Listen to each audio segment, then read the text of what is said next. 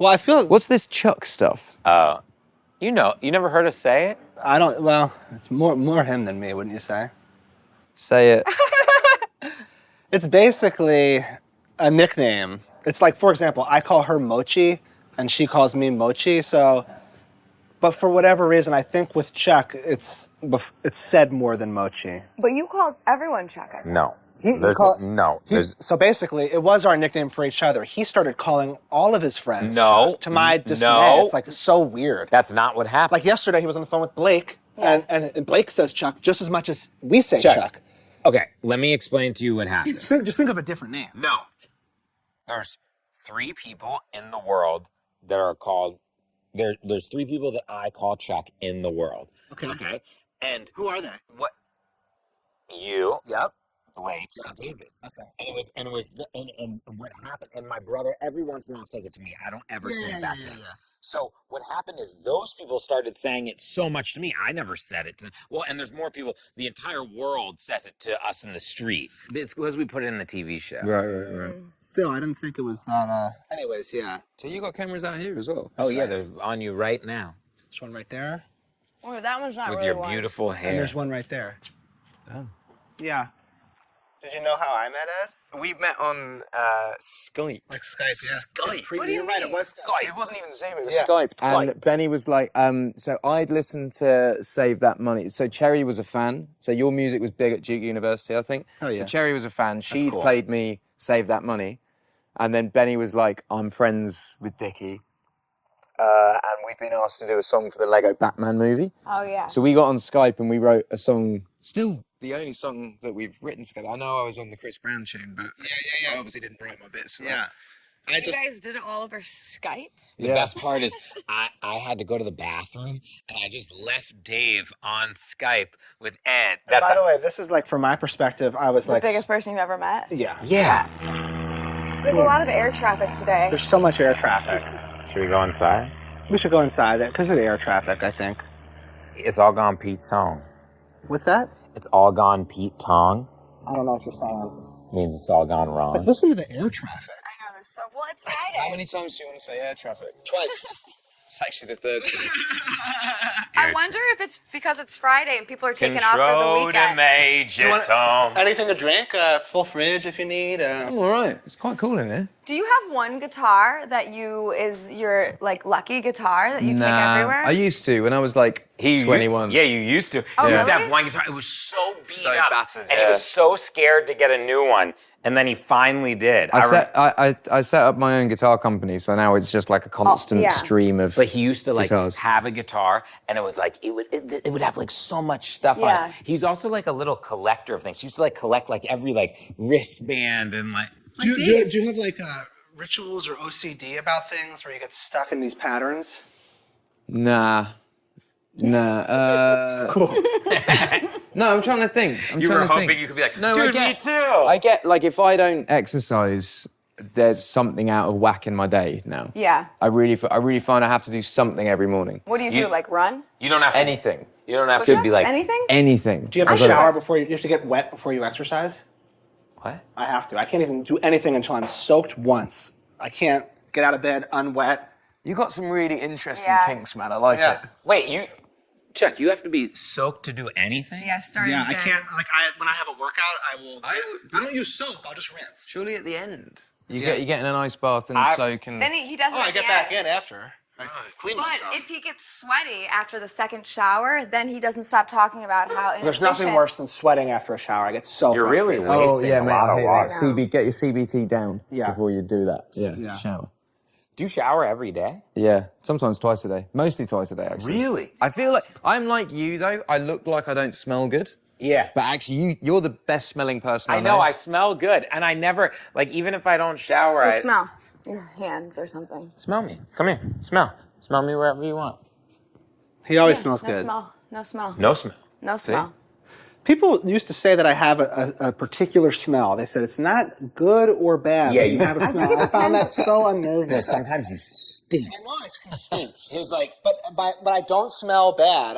I've heard that I still have a smell that's not good or bad. What about your belly button? Because that is. My Oh belly yeah, button. you want to smell his belly button? Not really. It will, It's it will, crazy. you will never. Chuck, get him to smell it. No, I don't know if you should. he's I don't know. not It's Yeah. really terrible. No, get him to smell it. Wait. I feel bad. It's okay. He might throw up. It's not gonna throw up. Let's It's not be able pretty. to. Here you go. Ugh, I can't even watch. I'm ashamed. Doesn't it smell it's one of the worst smells I've ever smelled. That's like a bum hole.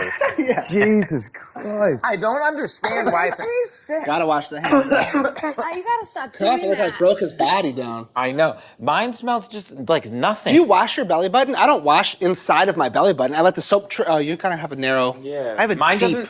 doesn't smell like. Do you have a deep hole in your belly button? Is that what? Can I have something that's going to take that? Smell away. Yeah, let me make some more You sure you don't want another whiff? Yeah. mate. Kill that coffee.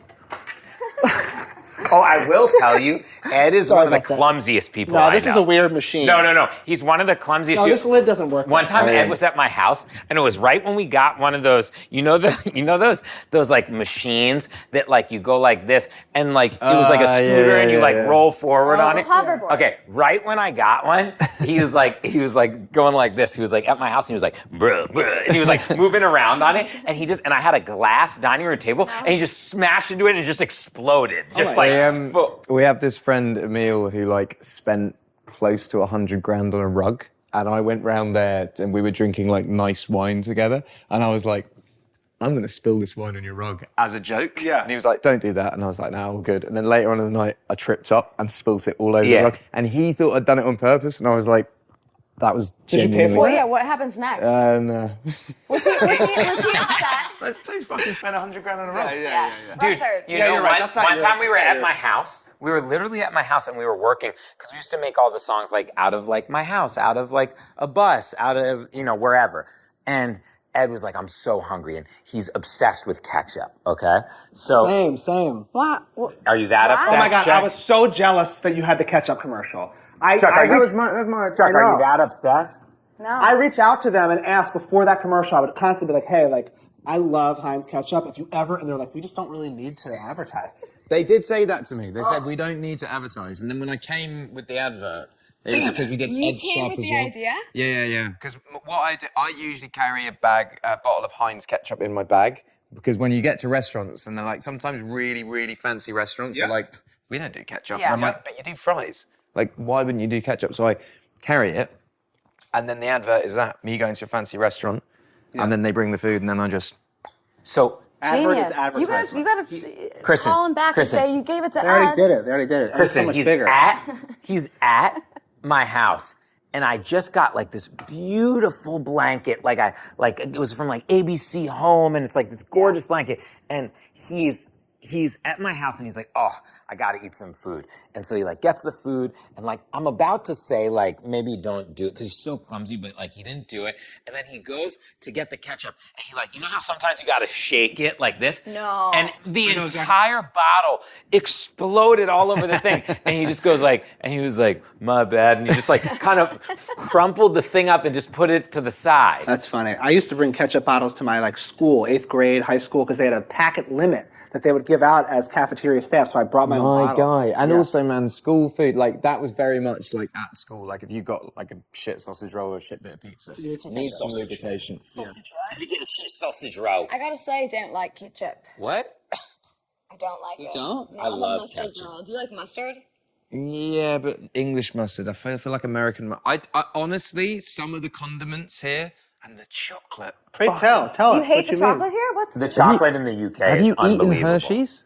But you guys have I the like worst. it. I've heard You you have like terrible gummy candies, but you have the best chocolate. Oh yeah, but our gummy candies are terrible because they don't have like 75 million ingredients that will kill you. cancer What's a good chocolate that you have that we can't get? Oh my God, milk. Yeah, I mean Cadbury's, Lindt. I'm Dairy talking- milk is insane. Dairy milk, but European chocolate, Belgian chocolate, Swiss chocolate, like. No. Is the best? Crumble is insane. Cadbury eggs. That's you, Have Yeah. you ever been to the That's UK? Yeah, once. That's Wait, Ed. you went once? Yeah, here's the thing I'm gonna say, which is maybe controversial. I don't love fish and chips. Did you have it in London? I don't know. Did you have it by the seaside? Could you see the sea when you were eating it? No. That is why. Yeah, maybe I just got the wrong. I only had it once, and I thought this is everything. Basically, London is obviously the hub. It's all the tourists come. The UK is like huge. It's like if I was like, right, I had barbecue food in New York, Yeah. and that's what I'm judging it on, Yeah. and you're like, well, you have to go to like The best place. Austin Stubbs or something. Stubbs would be. What would be the best barbecue you could have? Not Stubbs. Kansas City has good barbecue. I would go. But you know what I mean? Yeah. Like that would be controversial, but my view, because I grew up near the seaside, is you have to see the sea. When you're in Europe, when I'm there, we'll go take a trip down to his town. It's amazing. He has a house. He owns the town. Well, no. He grew up. Okay, first of all, let me just explain this to you. He grew up in a town of like 2,000 people, and then he moved into a town next to his town where it's even less people. Yeah, there's like 200 people in my village. In his village. Now, Yeah. 200 people. One grocery store, one. No grocery store. So, Just no eating? No, I mean we do go to a grocery store in the town. But you have to imagine. I can't even imagine a town of There's no Uber Eats, there's no Uber, there's no Postmates. nothing. Amazon delivery? Yeah. But it Everything's would take not like 2-3 days. Like it wouldn't be like same day. But you also have to understand, like in his town, there's also like somehow like everyone has the best taste and style. There'll be like bread that's like Dressed up? No. They just like some person's been making bread for like 100 years, and it's the best sourdough you've had. Then there's like somebody who makes like smoked salmon, and every person has the best styled home you've ever been in. Like they're like the architecture. English countryside? It's insane. I will say because we haven't really got like big chain business there, so it is all like mom and pop. It's amazing. Stuff. Like everything in the market square is all like family owned and family run and. That sounds like a dream. It's a real community. It's incredible. Let's move. And then, like, every time... just moved. Every time I used to come to his house, there'd be, like, a new thing. Like, when I first came there, he was like, this house is older than America. Yeah. And then, well, really, he was like, this house is older than America. And then... I mean, it is. And then... older than the... found. So then... So then I come back the next time, and he's like, I have an underground movie theater. And it was like so cool, because he kept building on this like property he had. Yeah. Then the next time I came back, and he had his favorite pub was just there. And then I came back again, and he had a full lake. And then he had like a farm with like wildlife, and it was so... I built a chapel now. It's got a full church there. Like And then he's gonna You die. have acreage. I wouldn't say it's acreage in the same way that Americans have acreage. Yeah, but I'd say yours is like 5 acres. I'm 4 acres. No, it's about 39, I think. Oh, it's 39. Yeah, Oh, it's I was going to say, you have a lot going on there. You have to have well, some we planted about 18,000 trees. Oh my God. So it's just a big forest now. Wait, this is my favorite part. I was there when he first planted the trees, Chuck, and the trees didn't come just like full of trees. Chuck, you were walking like miles, and the trees were this big. No, but they're fully grown now. They're huge. I know, but it was How long ago did you plant Chuck, them? I used 2013, I planted them. So it used to be just like a ploughed field with nothing in it, and then I got the field, and then it's now like very, very rich and diverse. We have like snakes and shit live there now. It feels like more of like a forest, like a middle. It's totally a forest, yeah. And we get like munkjacks, which are like mini deer, and then we get deer in the garden and badgers, and because we have like infrared security and we can see if people like break in, we also see all the like mad wildlife at night. Yeah. When you look at your trees, do you feel way more satisfaction than you ever would looking at any other tree? Yeah. I mean, everything. I mean, that house and property, everything on it is pretty much, apart from the actual like cottage that's from the 1600s, everything on it is Your creation. Yeah, and like we've got like a big vegetable garden where we grow all the veg and. Don't you worry about the trees getting like? How do you make? Because a lot of in You're Michigan. gonna say your sap thing yeah, she keeps again. talking No, about I'm not sap. going to say the sap thing, but maybe he would relate to the sap thing just because you guys don't understand sap. I It's not have a big sap deal. at my house. I feel like to have a like purely like organic gaff and garden, you just gotta let it be. But so you don't have like disease, because like in my Yeah, where I grew I mean up- we do, but yeah. if they die, and that's like. Yeah, you know when the tree's No, gonna you die. don't. No, you don't. Sometimes you Unless don't. you're like an arborist. I don't know. In Maybe Michigan, you guys trees know. get like diseases that just completely like take out like an entire. Yeah. You know, there's definitely like, and you can tell. You like, think you can eyeball a dying tree? I eyeballed the 2 dying trees on my property. Well, they're probably Maybe he so did. obvious. Maybe he's an arborist. Well, no, it's not. I think it's easier to tell when a tree's dying than not Well, to. what I was getting wrong was it was not in season. What's with this fucking creepy baby? Oh, Jeff? You know, I don't know. I don't like to talk about its creepiness because I understand what you're saying. Don't touch it. Stop. Please don't. We got our youngest daughter a doll, and it was like so creepy that we kept calling it Creepy Baby, and then she thought its name was Creepy Baby, so she'd be like looking at her and go, Creepy Baby. Aww. Really? That's sweet. Was it? Do you have how many girls? Got 2 daughters. They are so fun. I mean, it's up and down when they're tantruming. It's real. But Are they close in age? yeah, super close in age. Like so much so that they are just best mates, locked in. They do everything together. That's a dream. Do you want a son? Little girls close in age. Do you want a son deep down? Don't care? Not thinking about it? Do you know what? I don't know. I think maybe I'd want another girl. I don't know. Is there a huge difference in 1 kid versus 2 kids? Like, is it a total paradigm shift? Yeah, but I think if you have them close together, I mean, I'm just going based on my experience, but having them close together was like really chaotic to begin with, and then it's like so good because they just play together and bath together and sleep together and school together, and everything's like locked in. I think that's I like that logic for our future. Me too. I just wish I was a tiny bit younger. It's hard. It seems so hard to do the whole. It does seem hard. Mothering just back to back to Was back. it, so 0 to 1 child, was that... Ed Sheeran made an appearance at the house to sit down and recount the memorable way he first met Dave, saying their paths crossed unexpectedly, and that initial meeting left a lasting impression on him. He joked about his reputation for being accident-prone, laughing as he described various mishaps that had trailed him throughout his career, like accidentally breaking things backstage or tripping during important moments. He confessed that gracefulness had never been his strong suit, but at this point, he owned it. Subscribe for more behind-the-scenes moments with incredible guests. As the conversation shifted, Ed dove into his sailing adventure with his friend Benny. He recalled how they decided on a whim to embark on a cross-ocean voyage, highlighting the challenges they faced at sea, from unpredictable weather to confessing there were times when even he doubted they'd make it, yet the journey created a lifetime bond between them. He admitted that every day aboard, surrounded by the endless horizon and Benny's relentless optimism, pushed him to keep going. When asked about his children, Ed smiled, sharing sweet insights into family life and mentioning that, for his kids, he's really just dad at home. They're starting to recognize he's someone special outside their house, but he isn't sure if they truly grasp what it means to have Ed Sheeran as a father, though he delights in their innocent reactions to strangers recognizing him in public.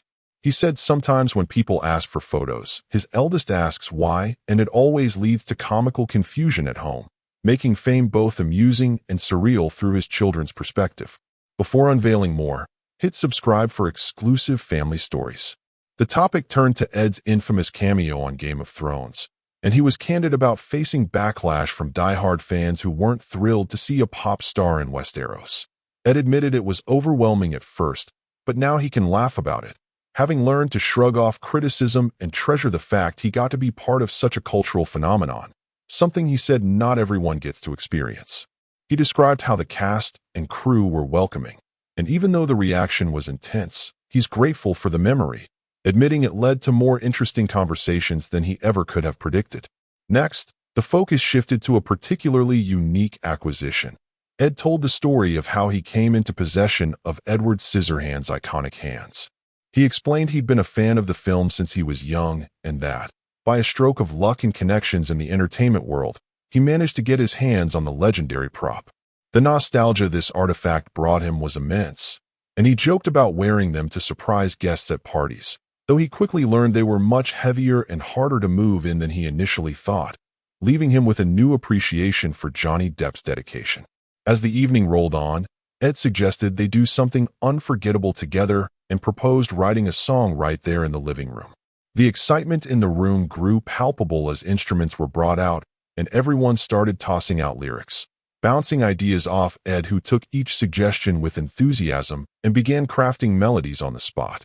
He skillfully combined the group's spontaneity with his polished songwriting sense, and little by little, the tune emerged, a special moment of creative energy that had everyone laughing, harmonizing, and, by the end, singing along to a song that, just minutes before, hadn't existed. Pause and subscribe for more original music sessions like this one. Once finished, Ed expressed how special it was to collaborate so organically and thanked everyone for trusting the process, noting that these spontaneous moments of joy and art are what he cherishes most about being a musician. He remarked on how every person brought something unique to the table, transforming the living room into a studio and making everyone involved feel like an integral part of the creative process. As the night wrapped up, Ed reflected briefly on the journey, meeting Dave, embracing his clumsiness, crossing oceans, navigating life under the public eye, overcoming Game of Thrones controversy, cherishing family, collecting movie magic artifacts, and ultimately finding connection through music. He left with gratitude, sharing a final wave and a reminder that, no matter where he goes or what he does, stories like these and connections made along the way are what matter most.